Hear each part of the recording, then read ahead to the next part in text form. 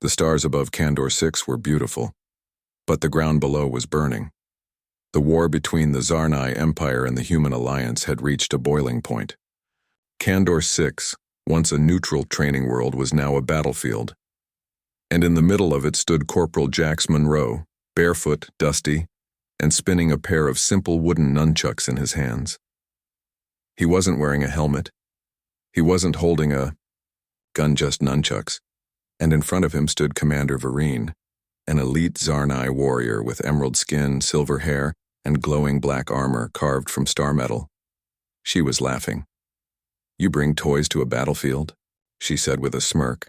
Her voice echoed through her helmet's speaker. Jax didn't reply. He simply kept twirling the nunchucks, calm as a monk. Around them, Zarnai soldiers watched from the edges of the training ring. This wasn't a real fight. It was a demonstration, an agreement between both sides to send one soldier each for a non-lethal showdown, to compare styles, to test cultures. But for Vereen, this wasn't just about showing off. It was about crushing human pride. She stepped forward, her long legs slicing across the sand. Her armor clicked and shimmered with each movement. "You're not even armored," she said. "Are all Earth soldiers this foolish?" Jax finally spoke. "No," he said quietly. "Most of them carry guns." "Why not you?" He gave a small grin. "Because I enjoy the sound of breaking pride." Without waiting for the countdown, Vereen struck first. She leapt forward, spinning her double blades in a blur of silver and blue light. She was fast, faster than any human should react to. But Jax wasn't like other humans. With one smooth movement, he dropped to the ground, let the first strike sail over him, and spun his nunchucks up in a flash of wooden fury. They struck the side of her knee joint, not hard enough to break it, but enough to throw her off balance. She stumbled, gasps filled. "The circle." Vereen turned with rage in her glowing eyes. "Lucky hit." Jax didn't answer. He stepped forward, slow and patient, twirling the nunchucks behind his back, over his shoulders, around his neck. It was like watching water flow. Smooth, controlled, dangerous. She roared and rushed in again, bringing her swords down in a heavy arc. This time, Jax stepped inside her guard, too close for her to swing, too fast for her to block. Crack, crack, snap. His wooden nunchucks struck her shoulder plate, chest armor, and thigh. Each blow was precise, and each one caused a sharp burst of sparks. Her armor was splitting. In less than 60 seconds, Vereen was on one knee, her armor in pieces around her. Her chest plate was cracked. Her shoulder guard was gone. Her helmet sparked and fell off, revealing her shocked, red-faced expression. She looked up at him, breathing hard. "How?" Jax finally stopped spinning. He let the nunchucks rest over his shoulders and said calmly, "You mocked the weapon, not the one who trained with it." Silence. Then someone from the Zarnai crowd clapped, another followed, and then, to everyone's surprise, Vereen smiled. Not out of joy, but out of respect. "I misjudged you, human," she said. "And now I want to learn your way." Jax raised an eyebrow. "You want to train? With me?" She stood slowly, armor broken, eyes burning with challenge. "I want a rematch, but next time, I won't be holding back." The war wasn't over. The politics weren't settled, but something new had started. And it began the moment a proud alien warrior fell to a quiet human with 2 sticks and 0 fear. 3 hours after her defeat, Commander Vereen stormed into the human camp, not with weapons but with determination. Human soldiers paused what they were doing. Some reached for sidearms, others whispered. It wasn't every day that a Zarnai warrior entered the human side alone, especially not one who had just lost a public duel. But Jax Monroe didn't flinch when she approached. He was sitting cross-legged, under a shade tarp sipping water, his nunchucks resting beside him like sleeping pets. "You came to surrender?" he asked casually. Vereen narrowed her glowing eyes. "I came to understand." He raised an eyebrow. "Understand what?" She pointed directly at his weapon. "Those sticks. They have a name." "Fine. Nunchucks. She said the word like it tasted bitter. Teach me. Jax blinked. You want to learn nunchucks? I want to learn how a human with no armor made me kneel. Jax looked around. Pretty sure there's a protocol about not training the enemy. She crossed her arms. And yet, we both stood in the ring under peace terms. That means we are not enemies. Not today. He paused, impressed by her logic. You sure you're ready for this? He asked. I'm ready to humiliate you in your own art. Jax chuckled. Then grab a stick, warrior. Let's begin. They moved to a flat sand clearing behind the tents. He tossed her a training pair made of foam-wrapped metal. She caught them, testing the weight. Feels light, she muttered. Good, Jax said. You won't feel that way when it hits your forehead. Vereen gave him a sharp look. He grinned. The lesson started slow. Jax demonstrated a basic figure 8. She copied it. Badly. The nunchuck slipped from her hand and bounced off her thigh. He winced. She didn't even flinch. Again, she said. They tried 5 more times, then 10. By the 20th try, she had the motion. Rough, but improving. Now try a spin behind the back, Jax said. She twisted. Whack. The foam handle hit the back of her own head. Hard. She dropped the nunchucks and growled. Human soldiers nearby looked like they were about to run. But then, Vereen did something no one expected. She laughed. Not fake. Not forced, real sharp laughter. By the stars, this is stupid and beautiful, she said. Jax smiled. Now you're getting it. After an hour of sweat and clumsy strikes, she sat beside him on the sand, breathing hard, forehead glowing with light sweat. Silver hair sticking to her cheek. I mocked this weapon, she said. Because it looked weak. He nodded. Most do. But it's not the weapon, she said quietly. It's the rhythm, the control, the patience. Jax handed her water. Now you understand why I didn't need a blade. She drank deeply, then looked at him with a strange softness. Would you train with me again? Tomorrow? Jax raised an eyebrow. You planning to marry me or just beat me next time? Vereen grinned. Not until I stop hitting myself in the face with your precious chucks, he laughed. But in the corner of her eye, a spark of challenge remained. Maybe it wasn't just about the weapon anymore. Maybe it was about the man who held it. The next day came with red skies. On Candor 6, that meant the planet's twin suns were rising through storm dust. But in the training yard, all was quiet, except for the steady whoosh-crack whip of nunchucks spinning. Vereen stood shirtless to the waist in her combat gear, her glowing skin marked with light bruises, all earned from the day before. This time she didn't drop the nunchucks once. Jax stood nearby, arms folded, watching. He didn't say much. She didn't need him to. She was learning fast. Too fast. After 30 minutes, she tossed the nunchucks aside and walked toward him, breathing heavily. You didn't answer me, she said. About what? Will you accept my sword? Jax blinked. You're still serious about that? Vereen unclipped a long, black-bladed weapon from her back. The hilt glowed blue, ancient runes etched into the sides. This is called a veil car. Only warriors who've taken a life in honor may carry it. I haven't taken anyone's life, Jax replied. She stared into his eyes.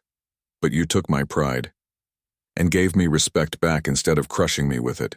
She knelt and placed the sword across her palms, offering it to him. Gasps echoed from nearby Zarnai soldiers who were watching silently. Jax's smile faded. Vereen, I'm just a corporal with sticks. You're more than that, she said. You're a teacher, a challenger. A man who could have humiliated me but didn't. She looked up. This isn't about rank, it's about earning. You earned this. Jax stepped forward slowly and reached for the sword. His fingers touched the hilt. The blade pulsed once. Bright blue. Zarnai armor sensors beeped. Whispers spread. One of the younger warriors nearby whispered. It accepted him. Another said, no outsider has ever been offered a veil car. Vareen stood slowly. Now he is not just my rival. He is my equal. Back in the human camp, Commander Lee called Jax to his tent. I heard about the sword, Lee said. Do you have any idea what that means to them? I'm starting to. Lee looked serious. You're becoming more than a fighter out there. They see you as a symbol. Jax nodded. So what do?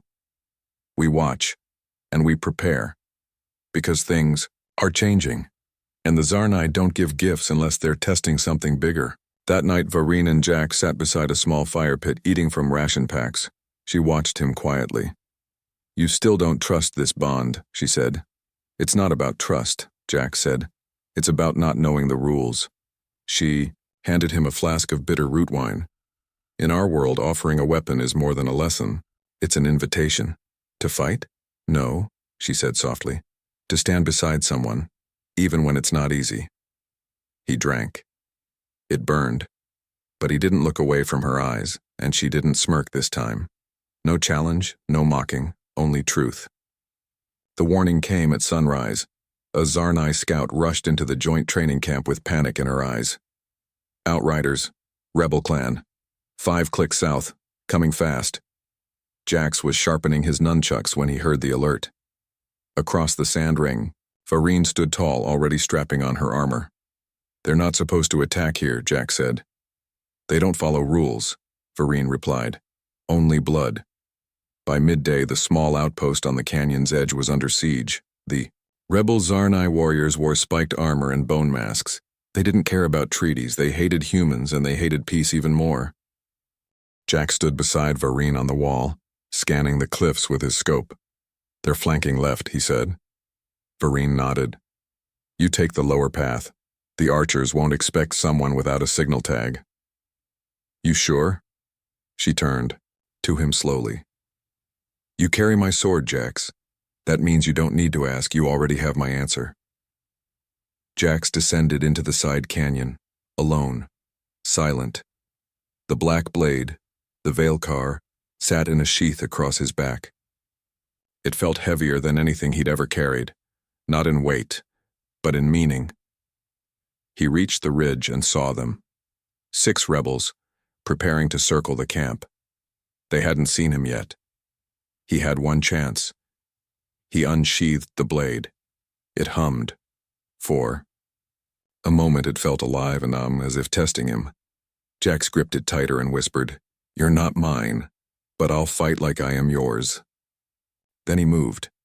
The first strike was fast and clean, slicing through the enemy's weapon shaft and knocking the fighter back. The second came in hard. Jax blocked the blow with the flat of the blade, spun behind the attacker, and elbowed him unconscious. The third didn't even have time to raise his blade. Jax was a storm. No wasted movement, no fear. The sword glowed with each motion, recognizing him. Above the canyon, Vareen watched from a cliffside. Her warriors stood beside her. One of them whispered, He fights like he's danced with this blade for years. Vareen smiled, slow and proud. No, she said. He fights like a human, but honors it like a Zarnai. When the dust cleared, the rebels were down, not dead, but defeated. Jax stood over them, breathing hard. The blade hummed once, then dimmed. Accepted. Back at the camp, cheers rose when he returned. Vareen met him at the gate, eyes sharp but full of quiet fire. You disobeyed nothing, she said. He smirked. Didn't have time to check the rules. Then he did something bold. He held the blade out, offering it back, but Vareen shook her head. No, she said. It is yours now. Jax froze. That's not just a symbol anymore, he said. I know, she replied. Now it's a sign. To everyone. That you belong here. He looked at her. Really looked. And for the first time, she wasn't just the warrior who mocked him. She was the one who had given him a chance. And now, maybe, they were equals.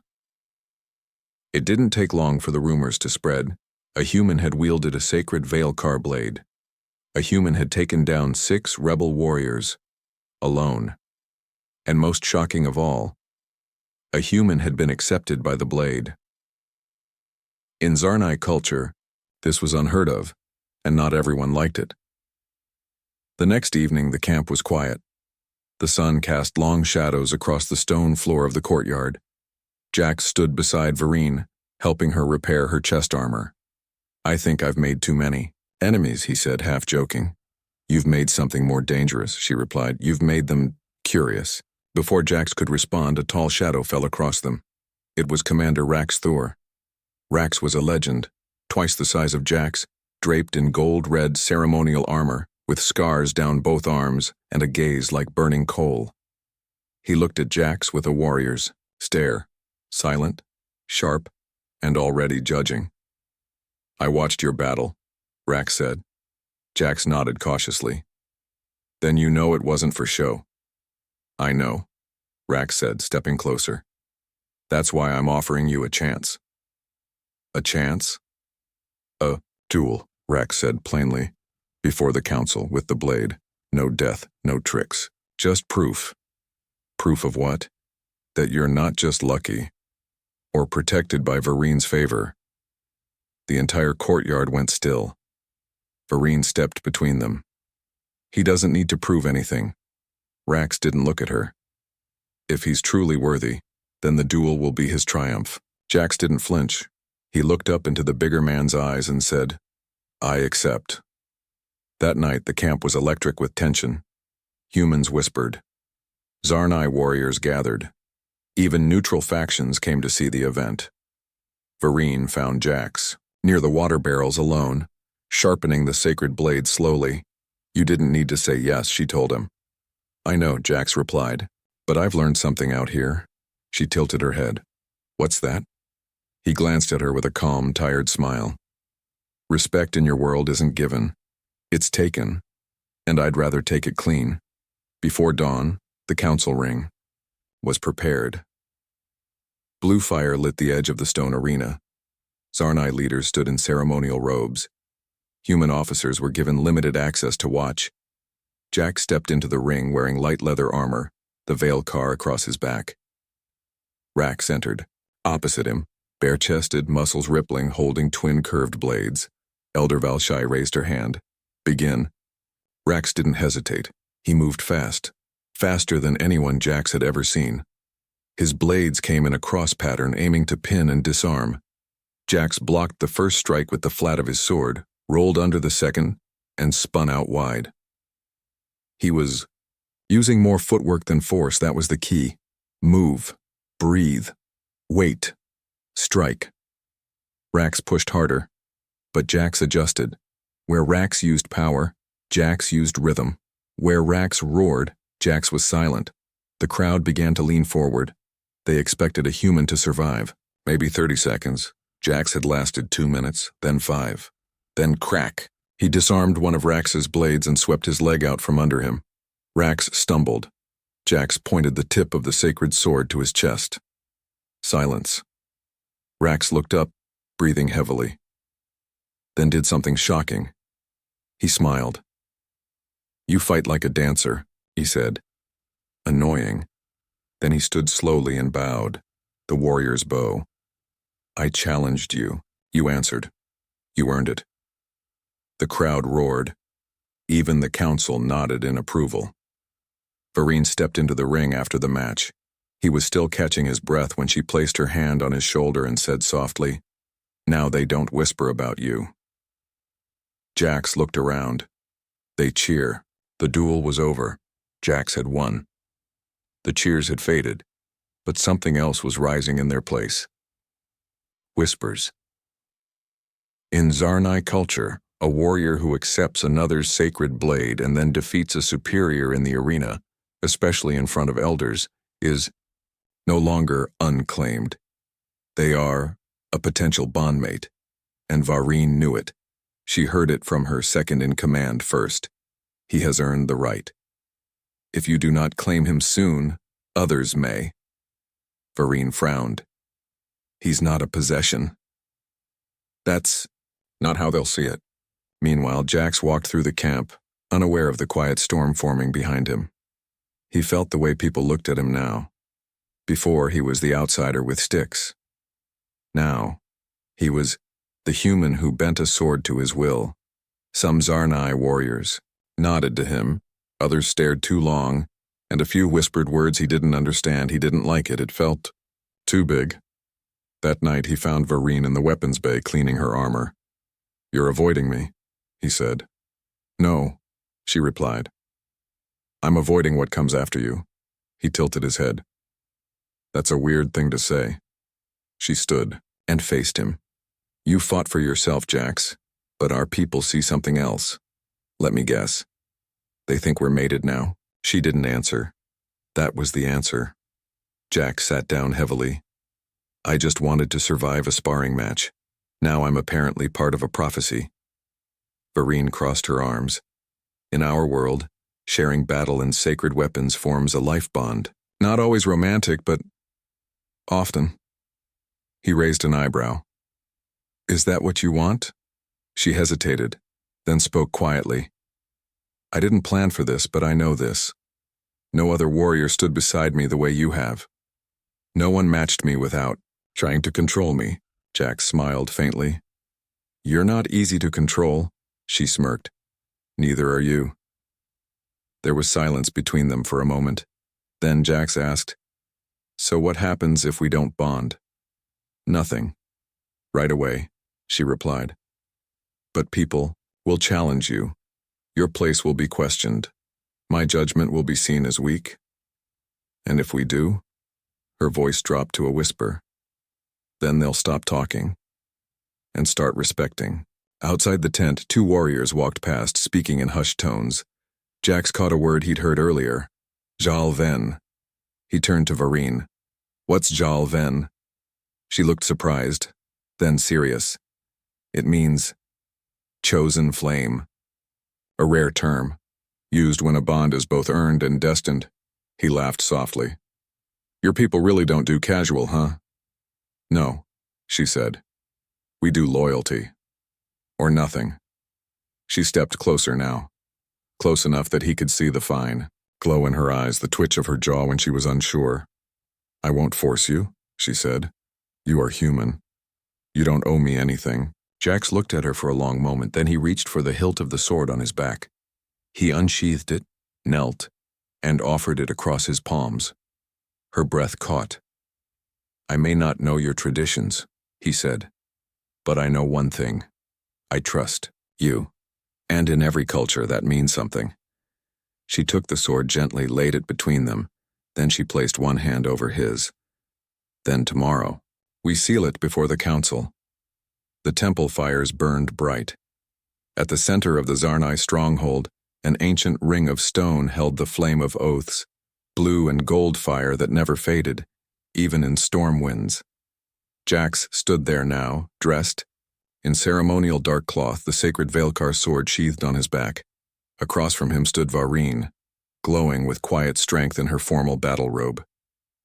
Today they would complete the bond rite, not as strangers, not as enemies, but as warriors.